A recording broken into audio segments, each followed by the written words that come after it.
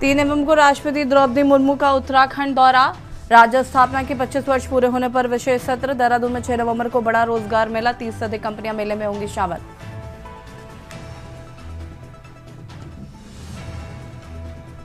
अब सप्ताह में 3 दिन चलेंगी देहरादून टनकपुर एक्सप्रेस। रेल मंत्री अश्विनी वैष्णव ने सीएम धामी को भेजा पत्र। राज्य सरकार के प्रस्ताव को रेल मंत्रालय ने दी मंजूरी। उत्तराखंड के लेखक गांव में बहेगी साहित्य की गंगा। 60 से अधिक देशों के जुटेंगे साहित्यकार। 3 नवंबर को महोत्सव का भव्य उद्घाटन। देहरादून में विंटर कार्निवाल का रंगारंग का आगाज। कार्यक्रम का राजपुर विधायक ने फीता काटकर किया उद्घाटन। अतिथियों की रही उपस्थिति। बड़कोट सुलभ शौचालय में भारी गंदगी। आम जनमानस को हो रही दिक्कत। नगरवासी कई बार कर चुके हैं शिकायत। शो पीस बनकर रह गया सुलभ शौचालय। आप देख रहे हैं के न्यूज, खबरों का सारथी। नमस्कार, खबर उत्तराखंड में आप सभी का स्वागत है। मैं हूं आपके साथ यश शुक्ला और सीधे आपको ले चलते हैं बिहार, जहां पर मुख्यमंत्री पुष्कर सिंह धामी चुनावी जनसभा को संबोधित कर रहे हैं। कल्याणपुर में क्या कुछ कह रहे सुन लेते हैं। ये महागठबंधन, ये इंडी गठबंधन स्थिरता का नहीं है, स्वार्थ का गठबंधन है। भोले भाले लोगों को आपस में लड़ाने और लूटने का गठबंधन है। हाँ, एक बार और मैं बताना चाहता हूँ, आपने देखा होगा राहुल गांधी एक बार यात्रा में आए और उसके बाद लौट के नहीं आए। उसके बाद लौट के ही नहीं आए, क्योंकि ये गठबंधन तो इन्होंने स्वार्थ के लिए कर लिया है, लेकिन ये लोग नहीं चाहते कि एक का वोट बैंक दूसरे के पास जाए। जिताना कोई नहीं चाह रहा है एक दूसरे को। ये केवल जो है स्वार्थ का गठबंधन इनका बना हुआ है। ये वही लोग हैं जो प्रभु श्री राम को भी काल्पनिक बताते थे, राम सेतु को भी काल्पनिक बताते थे। सनातन की बात करते थे तो कहते थे सनातन डेंगू है, मलेरिया है, ये वायरल फीवर है। देश को वक्फ बोर्ड की जागीर समझते हैं। ये वही लोग हैं जो 3 तलाक खत्म करने का विरोध करते हैं। ये वही लोग हैं जो कश्मीर में धारा 370 को समाप्त करने का विरोध करते हैं, और जो देश के टुकड़े टुकड़े करने के नारे लगाने वाले हैं उनका समर्थन करते हैं। ये देश विरोधी गैंग के लोग सभी हिस्सों में हमारे बिहार, उत्तर प्रदेश, उत्तराखंड के लोगों का अपमान करते हैं।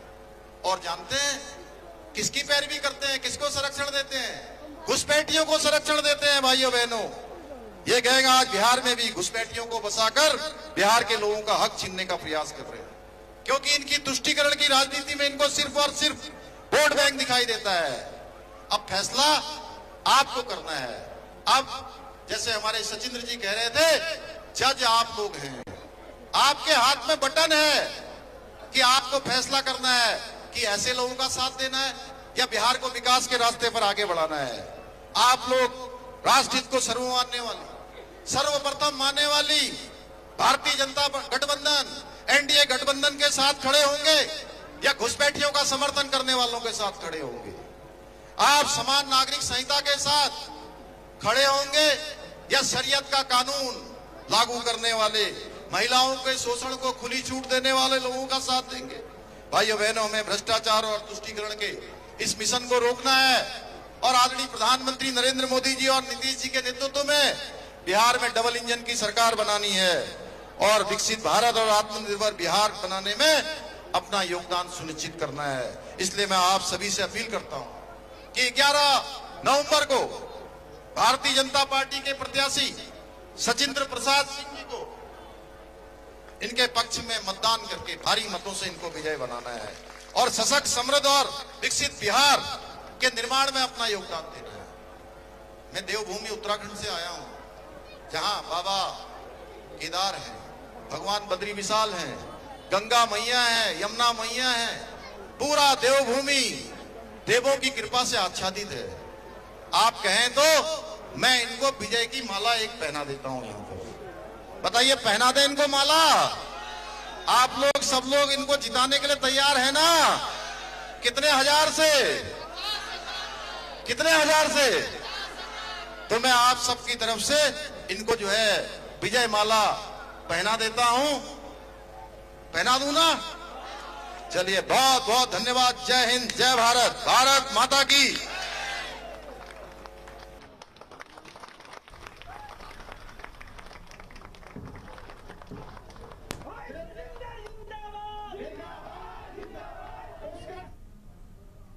बिहार के कल्याणपुर विधानसभा से मुख्यमंत्री पुष्कर सिंह धामी को सुन रहे थे, जहां पर उन्होंने चुनावी जनसभा को संबोधित किया। बढ़ेंगे खबरों की ओर। देहरादून से खबर, जहां पर प्रधानमंत्री के दौरे में हुआ बदलाव। पीएम मोदी अब 9 नवंबर को उत्तराखंड आएंगे। राज्य स्थापना दिवस पर जनता को करेंगे संबोधित। पीएम मोदी का पहले 11 नवंबर को था कार्यक्रम।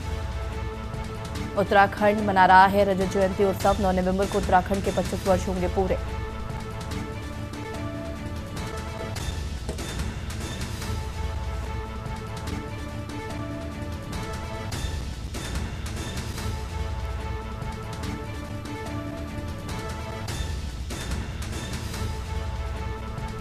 नौ नवंबर को उत्तराखंड के 25 वर्ष होंगे पूरे।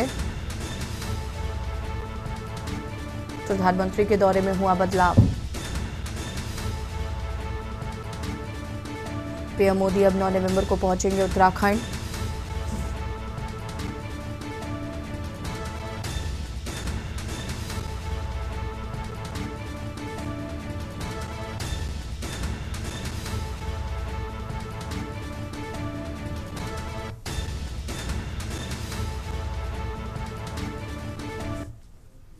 और मुख्यमंत्री पुष्कर सिंह धामी क्या कुछ कह रहे, सुन लेते हैं। उसको ढोंग बताते हैं। ये इनकी जो तुच्छ मानसिकता है उसका प्रमाण है, और ये अपने संस्कार भूल गए हैं। इनको अब कभी इनकी दादी ने, कभी माता जी ने, कभी बहन जी ने कोई संस्कार नहीं सिखाया। हमारे यहाँ तो पहले से ही होता है कि राजा महाराजा भी अपने से छोटे वालों को हमेशा आप कहकर संबोधित करते हैं, जी लगाते हैं।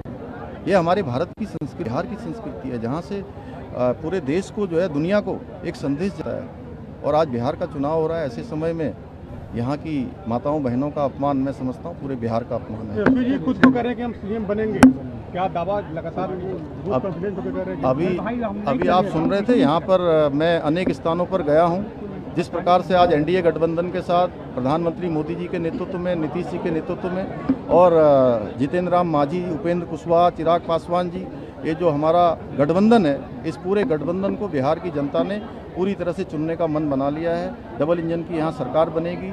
इस कल्याणपुर विधानसभा से भी सचिंद्र सिंह जी भारी मतों से जीतने वाला है। इतनी बारिश में भी देखिए, इतने हजारों की संख्या में लोग यहाँ पर आए हुए हैं, इस बात का प्रमाण है।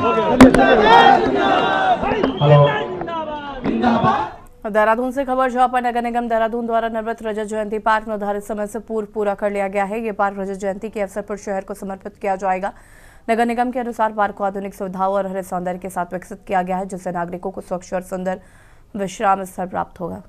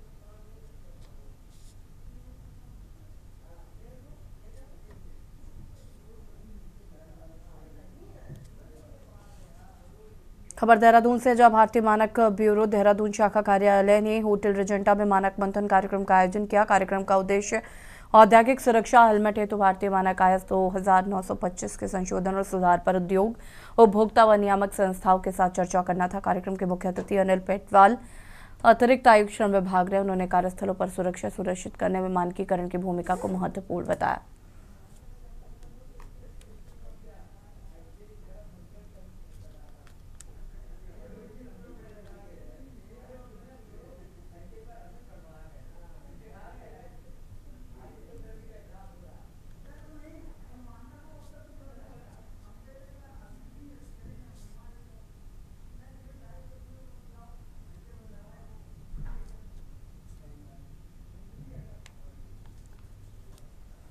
दून मेडिकल कॉलेज की ओपीडी में इन दिनों मरीजों की भारी भीड़ देखने को मिल रही है। अस्पताल में रोजाना करीब 3000 मरीज इलाज के लिए पहुंच रहे हैं। चिकित्सा अधीक्षक आर एस पेश के अनुसार ओपीडी में बढ़ता वर्कलोड मौसम और सस्ती स्वास्थ्य सेवाओं का नतीजा है। आयुष्मान योजना के तहत मरीजों को मुफ्त इलाज मिलने से अस्पताल में मरीजों की संख्या लगातार बढ़ रही है। बेस्ट ने बताया कि एक बिल्डिंग में 6 घंटे के भीतर करीब 6000 मरीज और अटेंडेंट मिलाकर मौजूद रहते हैं, जिससे वेटिंग टाइम बढ़ जाता है। उन्होंने कहा कि भीड़ को नियंत्रित करने के लिए अस्पताल प्रशासन लगातार कदम उठा रहा है।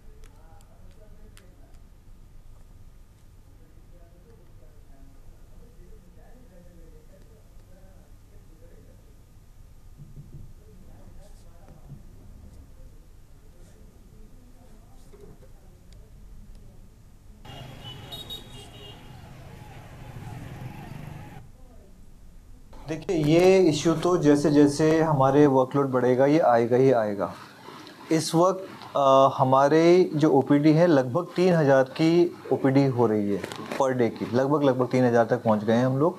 3000 ओपीडी का मतलब है कि 6 घंटे के अंदर एक बिल्डिंग में 3000 प्लस उनके 3000 अटेंडेंट मान लें तो 6000 लोग इकट्ठे हो जाते हैं। अगर हम 11 डिपार्टमेंट मान के चले, 11 डिपार्टमेंट में 2 ओपीडी भी चलाते थे तो 22 डिपार्टमेंट लगभग होते हैं और स्पेशलिस्ट डिपार्टमेंट मिला के 25 डिपार्टमेंट। तो आप हिसाब लगा लीजिए कि पर डिपार्टमेंट में कितना वर्कलोड है। ऋषिकेश से है। उत्तराखंड की फेमस यूट्यूबर तनु रावत अपने नए वीडियो शूट को लेकर विवादों में आ गई है। इस बार हिंदुवादी संगठनों ने ऋषिकेश में शूट हुए इस वीडियो पर आपत्ति जताई और उसका विरोध किया। हिंदू संगठन ने डांस वीडियो पर पहने कपड़े पर सवाल उठाए और विरोध जताते हुए कहा कि ऋषिकेश के जयराम आश्रम के अपार्टमेंट में ये शूट हुआ है। ये वीडियो यहाँ की संस्कृति का अपमान है और राम के नाम को बदनाम कर रहा है।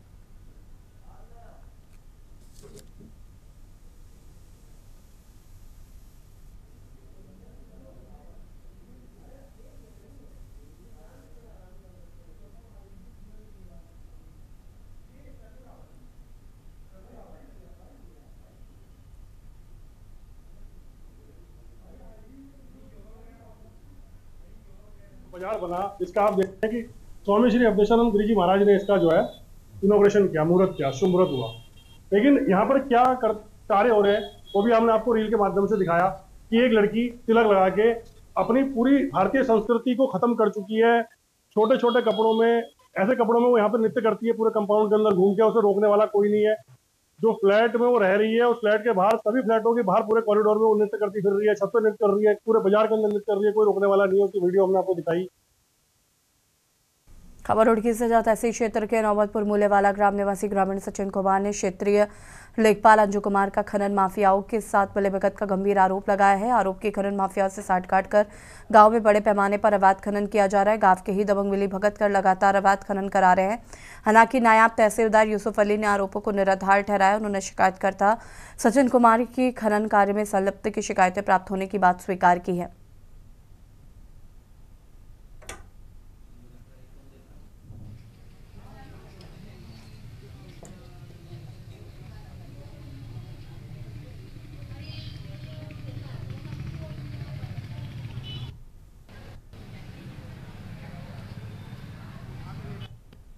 मामले में आया था सर, मेरी अब तक कोई सुनवाई नहीं हो पाई। यहाँ पर एसडीएम साहब को साक्ष्य पेश करने के लिए आया था और सर मैं अपने एनजीओ जो हमारे यहाँ के पटवारी साहब हैं अंजू कुमार सर, वो बार बार मेरे को जान से मारने की धमकी दिला रहे हैं और सर मुझे अपनी जान का भी खटका है और सर ऑडियो भी है मेरे पास में इस चीज़ की। क्या पूरा मसला है? ये सर खनन का मामला है। हमारे जो अंजू कुमार है पटवारी साहब ही हैं, खनन करा रहे हैं सर। कि हमारे जो ये आरोप लगाया है हमारे पटवारी जी अंजू कुमार जी, इनके द्वारा पूर्व में एक जो थी ये रिपोर्ट दी गई थी इनके पिताजी के विरुद्ध जो है कि भाई ऐसे ऐसे इनके द्वारा मिट्टी उठाई गई है, उसी से खिन्न होकर जो है ये आरोप प्रत्यारोप लगा रहे हैं। और जो इनके द्वारा बताया गया कि वहाँ से खनन कराया गया इनके द्वारा, वो निराधार गलत है। उसकी जाँच भी की गई है। देहरादून से खबर, जहां पर इसको स्थित बन्नू स्कूल ग्राउंड में देहरादून विंटर कार्निवाल का भव्य शुभारंभ हुआ है और इस कार्यक्रम का उद्घाटन राजपुर विधायक खजान दास ने फीता काट कर किया। विधायक खजान दास ने कहा कि देहरादून में पहली बार कुछ नया और आकर्षक देखने को मिल रहा है तथा ऐसे आयोजनों से शहर की संस्कृति और पहचान को बढ़ावा मिलेगा। इस मौके पर कांग्रेस प्रवक्ता अभिनव थापर ने भी आयोजन की सराहना करते हुए कहा कि कार्निवल में पहाड़ी संस्कृति और पौड़ी की हस्तशिल्प कला और जलपरी शो जैसे आकर्षक कार्यक्रम लोगों को नया अनुभव देंगे।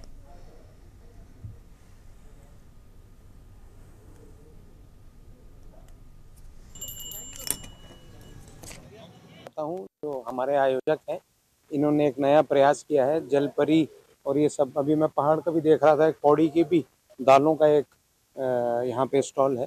तो हमारे पौड़ी से लेके और जलपरी से लेके सारी चीज़ें हैं और ये ग्राउंड तो हमारे लिए भावुक रहा ही है। अभी हमने यहाँ पे अपना भव्य रामलीला महोत्सव का आयोजन किया है और रामलीला के बाद सीधा फिलीपींस की जलपरी, ये भी एक अलग सी चीज़ यहाँ के दर्शकों को, रेस कोर्स और आसपास के लोगों को देखने को मिलेगी। ये पहली बार नया कुछ करने जा रहे हैं।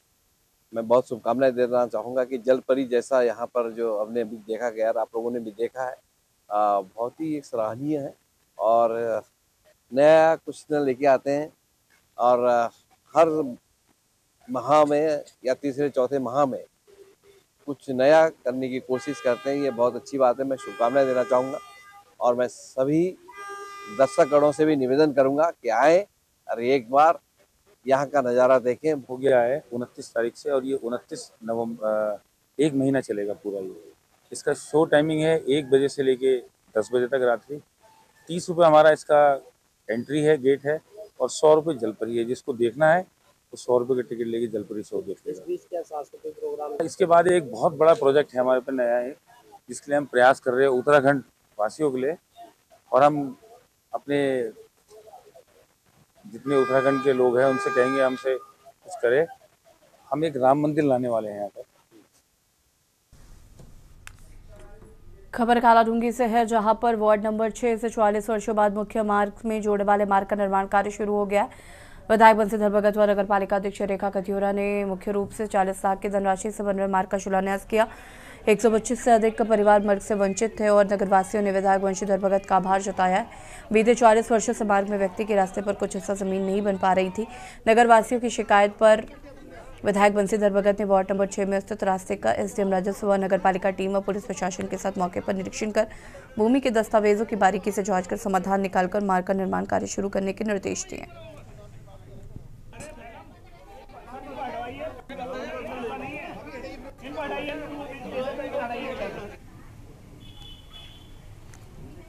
एक्सरसाइज करी और हमारे राजस्व विभाग की टीम वहाँ पर गई थी और वहाँ पर जो मेन जो मुख्य मार्ग है उससे जो वार्ड नंबर 6 को जो सड़क जाती है उसका सर्वे कराया गया।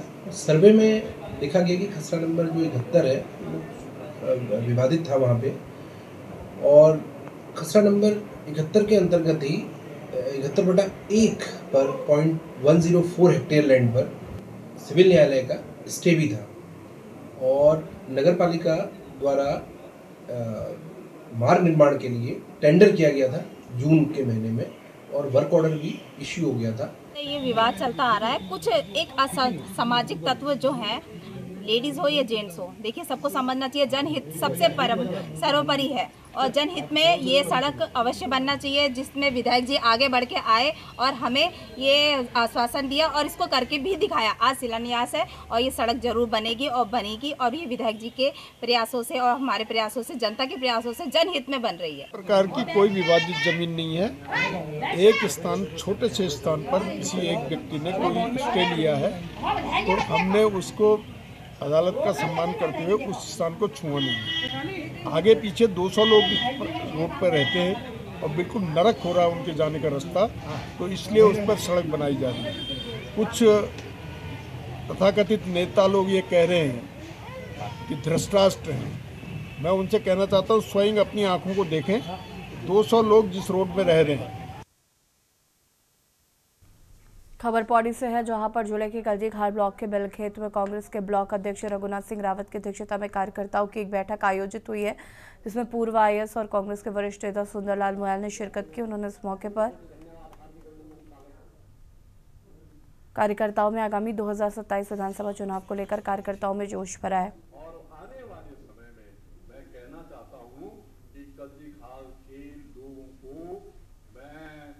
आज की बहुत महत्वपूर्ण बैठक थी और इस बैठक में संगठन को मजबूत करने की बात की गई है और हमारा सौभाग्य ये है कि कांग्रेस पार्टी द्वारा अगर माननीय सुंदरलाल मुयाल जी को अगर यहाँ से विधानसभा में टिकट दिया जाता है तो बड़ी सौभाग्य, इस विधानसभा के लिए बड़ी सौभाग्य की बात होगी, क्योंकि वो पूर्व आईएएस भी हैं, उनको सरकार में रहने का तजुर्बा भी, हर चीज़ का उनको तजुर्बा है।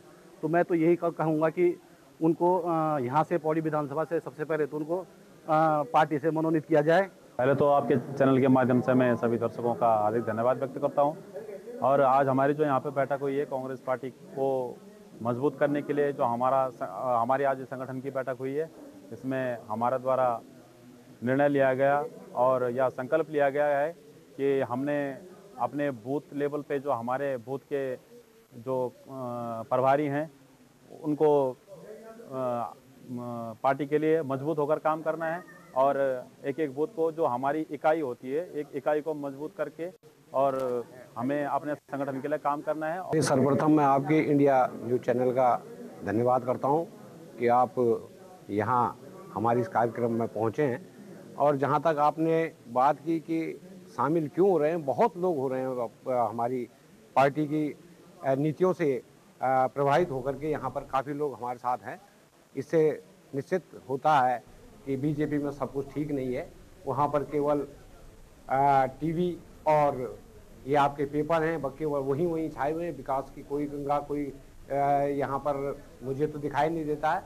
और निश्चित रूप से कांग्रेस ने यहाँ पर जितना भी कार्य हुआ है, सड़क से, पेयजल से, बड़े बड़े पेयजल योजनाओं का, वो केवल कांग्रेस के टाइम में हुआ। खबर देहरादून से है, जहां पर विधानसभा डोवाला क्षेत्र के थानों में स्थापित लेखा गांव अब साहित्य, संस्कृति और कला सॉल्यूशन का प्रमुख केंद्र बनने जा रहे हैं। 3 से 5 नवंबर तक आयोजित स्पर्श हिमालय महोत्सव 2025 में 60 से अधिक देशों के साहित्यकार जुटेंगे। उद्घाटन कर्नाटक के राज्यपाल थावरचंद गहलोत करेंगे। साथ ही उत्तराखंड के राज्यपाल, मुख्यमंत्री और केंद्रीय मंत्रीगण भी उपस्थित रहेंगे।